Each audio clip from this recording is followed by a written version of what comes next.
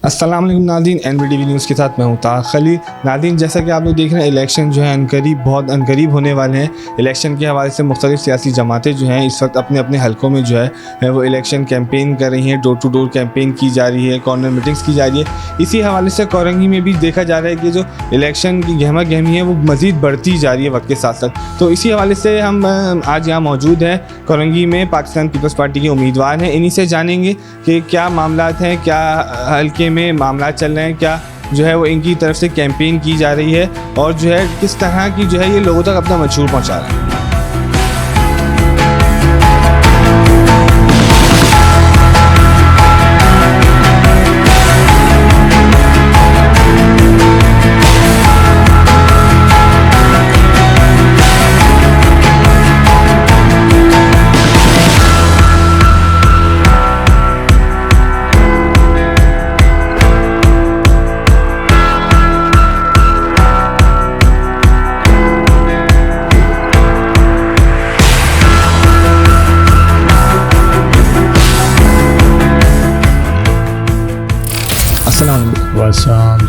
Sir कैसे आप sir आपसे तो पहले मेरा सवाल ये सर, अपना आप तारुफ बता दिए कि आप क्या है और अपना हल्का।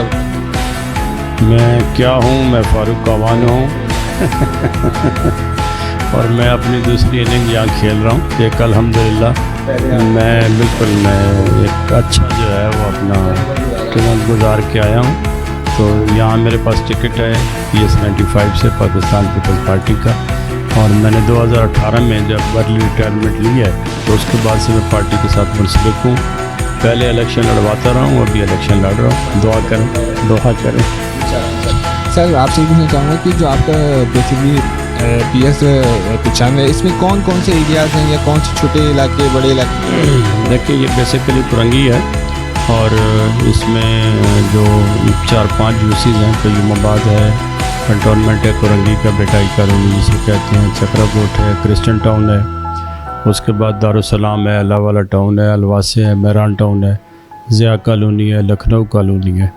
तो इस पे ये मुश्तमिल है। 4-4.5 लाख आबादी का इलाका है जी। जैसा ये होता है कि किन मसाइल का सामना है या जो पिछली हुकूमतें रही हैं उनकी जानिब से इलाकों में क्या मसाइल जो अब तक हल नहीं हो सके हैं, और आपको अब जाहिर सी बात है जब आप हलकों में जा रहे हैं तो वहाँ के इलाका मकीन तो जाहिर सी बात आपसे शिकायत भी करेंगे और आपसे शिकवा भी करेंगे, तो क्या मसाइल आपको देखने?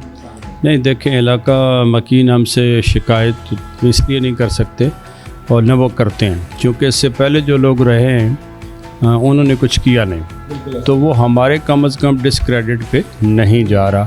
ये माइनस पॉइंट उन लोगों का है।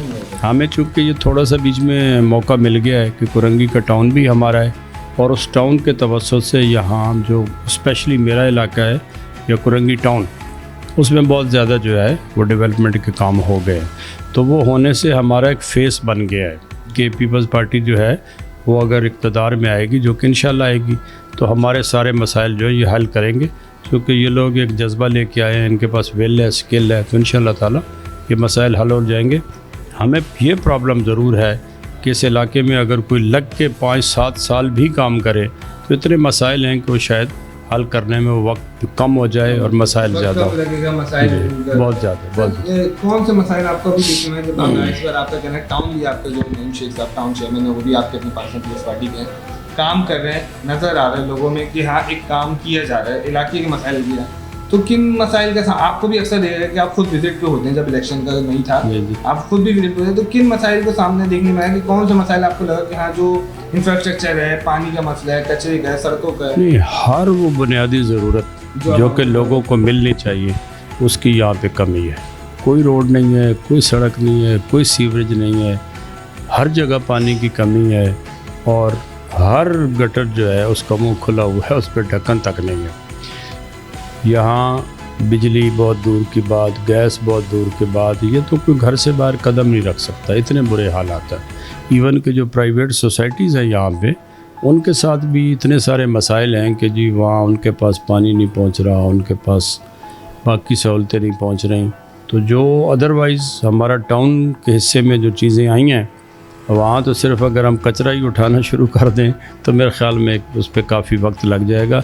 लेकिन हमारा ये तहिया है कि इंशाअल्लाह ताला हम ये सारे काम करेंगे और बहुत जल्द करेंगे, ताकि हम पब्लिक को फेस करने की पोजीशन में आ जाए। सर ये तो एक अच्छा ऑप्शन हो जाएगा, उनके दैट्स वाला टाउन चेयरमैन आपका, आप यहाँ से इलेक्ट होते हैं तो दोनों की तरफ से जो अगर मसाइल हल करने की कोशिश की जाएगी तो क्या समझते हैं मसाइल में बेहतरी आएगी? क्योंकि मसाइल बढ़ते ही जा रहे हैं, कम नहीं, देखें अल्लाह पाक हमें मौका दे और इंशाल्लाह देगा, तो ये है ना कि हमारे वसाइल और हमारी ताकत बढ़ जाएगी इंशाल्लाह, दोनों साइडों पे बढ़ जाएगी। और फिर हमने मसले का एक हल सोचा है, वो हल जो मेरी नज़दीक है वो ये है कि जो काम आप आज कर देंगे, अगर इस नीयत के साथ करेंगे कि हमने ये काम दोबारा 10 साल 20 साल नहीं करना, तो मसाइल ख़त्म होते जाएंगे। आप एक सड़क या एक कोई भी गली बनाते हैं और वो 6 महीने बाद दोबारा बनाते हैं, तो हम कुएं के मेंढक बने रहेंगे, उससे कुछ। सर लेकिन देखा जाए तो वो जो सड़क वो 6 महीने बाद दोबारा बनानी पड़ती है, तो वो इस वजूहात पे भी बनानी पड़ती है कि वो जो सड़क पहले बनाई गई होती है वो सर खस्ता हाली का शिकार होती है उन 6 महीने? नहीं, खस्ता हाली का शिकार नहीं होती,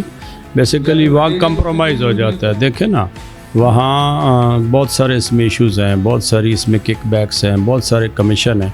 अगर हम उनसे निकल जाएंगे और 100% जो उसका पैसा है उस पे लगा देंगे, तो हम क्वालिटी के साथ क्यों कंप्रोमाइज़ करेंगे? अगर लेट से एक जगह पेवर लग रहा है तो हमें पता है ना कि पेवर जो है वो किस तरह का होना चाहिए, किस क्वालिटी का होना चाहिए, किस ग्रेड का होना चाहिए। ऐसा तो नहीं कि उसमें मोटरसाइकिल चढ़े और वो टूट जाए, तो उसको तो कम से कम 20 साल चलना चाहिए, 25 साल चलना चाहिए। तो मसले का हल एक ही है, जिस गली को आप बना के आ जाएं वो दोबारा नहीं बननी, फिर अगली बननी है, तब ये मसाइल ख़त्म होंगे। वगरना आप एक ही जगह घूमते रहेंगे, कोई फ़ायदा नहीं, कोई फ़ायदा। अच्छा सर, मेरा आपसे ये सवाल है कि ज़रा थोड़ा सा रहेगा, पाकिस्तान पीपल्स पार्टी का मंशूर क्या है, आपका क्या मंशूर है, क्या आप लोगों तक क्या अपनी बात पहुँचाएं? देखें, पाकिस्तान पीपल्स पार्टी का मंशूर किसी से ढका छुपा नहीं है, और इस वक्त जो पार्टी और पार्टी चेयरमैन मंशूर लेके आए हैं ना, वो देखें वो हर तबके की बात कर रहे हैं। शायद वाहिद जमात है, वाहिद जमात का लीडर है जो इस वक्त फील्ड में आवाम की बात कर रही है। अगर कोई बेरोज़गारी ख़त्म करने की बात कर रहा है तो हमारा चेयरमैन है, हमारी पार्टी है। अगर कोई खुशहाली की बात कर रहा है, कोई तनख्वाह डबल करने की बात कर रहा है, कोई बिल कम करने की बात कर रहा है, देखिए सबसे पहले तो हमने लोगों को उस गुर्बत की लकीर से ऊपर लाना है, उनका गुज़र बसर का बंदोबस्त करना है, और उसके बाद उनको बुनियादी ज़रूरतें देनी है। देखें, कुरंगी में जब से हम इस टाउन में आए हैं, ये जब से हमने कैंपेन शुरू किया है, बखुदा ये किसी ने नहीं कहा कि हमें यूनिवर्सिटी दे दें। तब यहाँ लोगों की सोच ही उससे आगे नहीं जा रही, आगे नहीं बढ़ी सर, कैसे? इसलिए कि हम देखें लोगों को इसमें फंसा दिया गया है कि आप बस इसी में ही सारा दिन लगे रहें।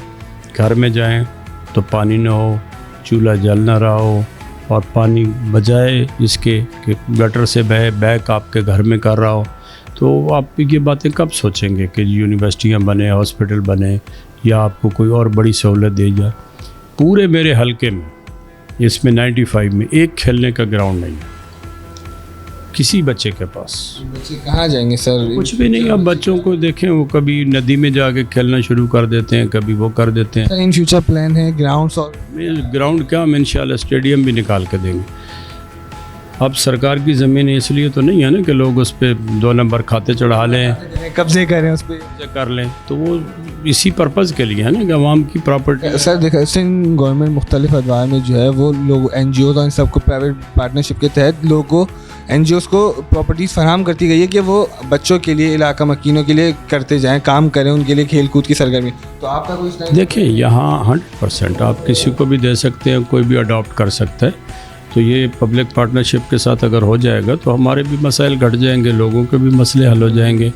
तो हमारी ये कोशिश है। लेकिन यहाँ तो आपको पता है पार्कों पे भी कब्ज़ा है, यहाँ तो वहाँ भी बचत बाज़ार लगे हुए हैं, और वहाँ भी जो है वो टिकट है, ये है, वो है।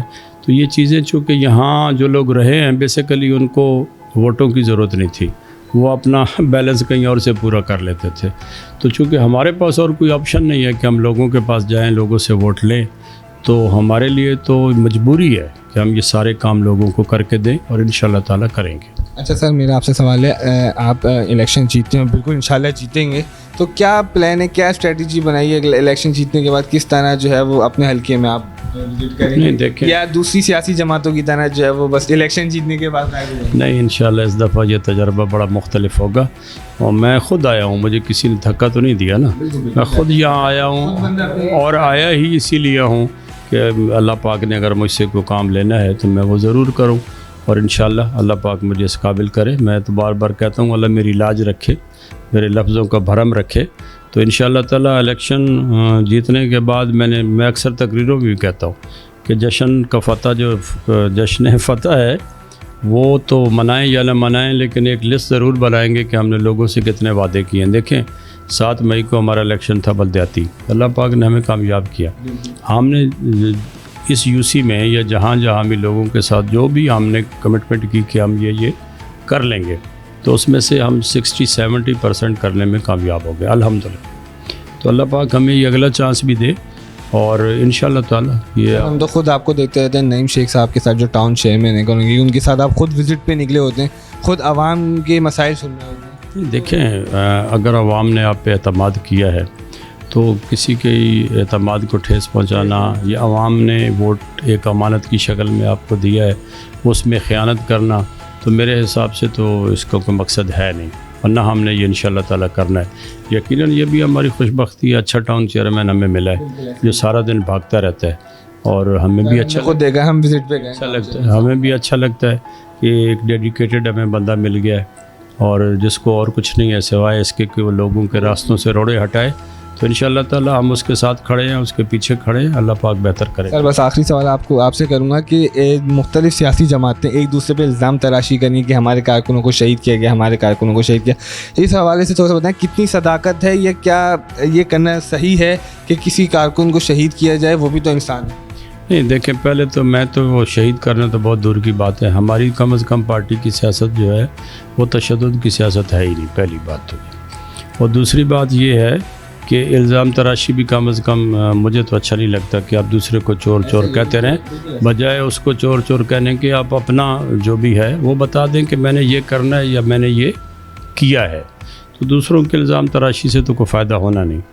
अब ये जो बात रह गया कि यहाँ थोड़े बहुत यकीनन इस शहर में भी एक आधा इस तरह का वाक़या हो गया है और उसका बिल्कुल है, हर तरफ हीट है, सब कुछ है, लेकिन एक बात ध्यान में रखें, अगर मैं इलेक्शन जीत रहा हूँ ना तो मैं कोशिश करूँगा कि मैं सेफली निकल जाऊँ। मैं किसी जगह कोई झगड़ा, इस तरह का माहौल क्रिएट ना करूँ कि मेरा अपना वोटर पीछे रुक जाए, मेरा टर्न आउट ख़राब हो जाए, या मेरे लोग जो हैं वो मसाइल में आ जाएं, या कुछ लोग उससे डर जाए। करता वही है जो समझता है कि मेरी पोजीशन वीक है। तो इसमें यकीनन हर तरफ से इल्ज़ाम तराशी होगी, लेकिन कम अज़ कम हमारी तरफ से ये नहीं।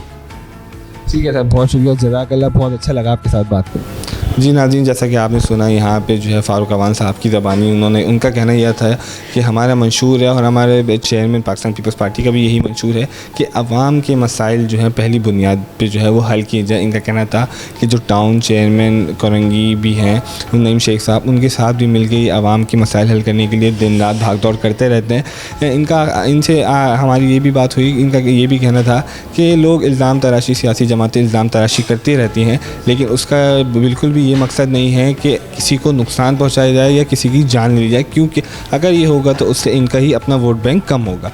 नाज़रीन, इसी के साथ अपने मेज़बान को इजाज़त दीजिए, इंशाल्लाह फिर मुलाकात होगी। अल्लाह निगहबान, अल्लाह हाफ़िज़।